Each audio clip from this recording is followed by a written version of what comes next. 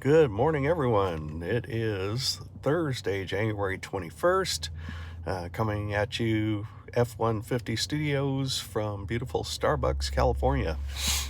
A little bit chilly morning this morning, 46 degrees outside, but looks to be beautiful skies. We're supposed to have some rain coming in this weekend and persisting through next week. We'll see how that shapes up. We certainly need it.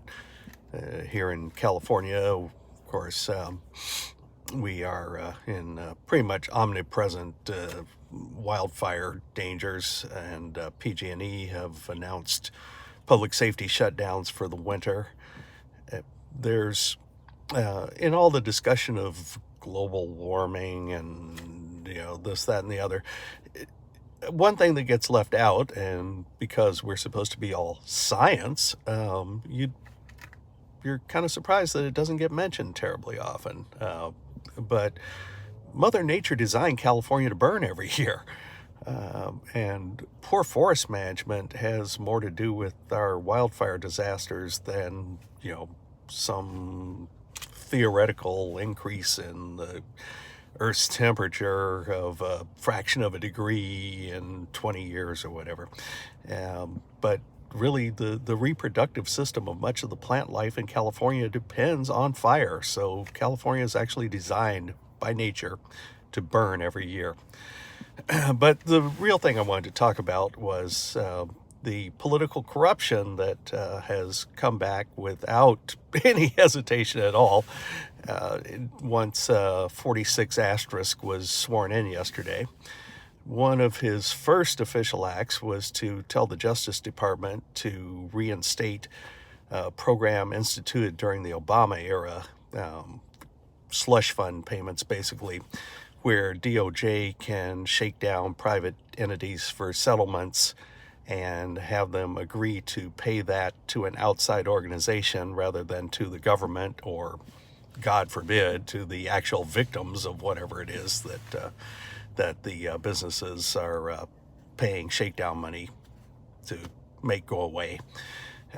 Because remember, when you're in a legal challenge with the government, especially the federal government, you have to fight that with whatever money you happen to have, while the people prosecuting you can just make the money printing machine go brrr. So it's really a severe disparity of force. There's a saying, if you're guilty, the process is part of the punishment. If you're innocent, the process is the punishment. And in so much of this administrative law, it's really a lot of regulatory whim and reinterpretations, and it's not really knowable the way criminal law is supposed to be, but these are generally civil sanctions anyway. So these slush fund payments really are just ways of laundering donations to the DNC.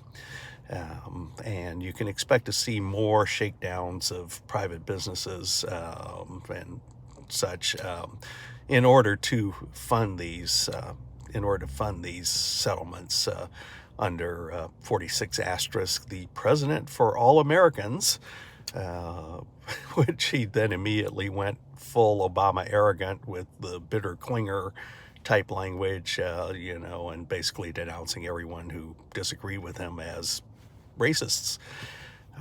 And John Brennan, the former CIA chief, the guy who lied under oath to Congress and feels no qualms about it and suffered no penalty, he was on CNN or MSNBC, one of the establishment media outlets, and basically described everyone who disagrees with the establishment as domestic terrorists. So he somehow managed to lump Nazis and libertarians into the same group, explicitly named libertarians. If you're opposed to the establishment, you're a domestic terrorist.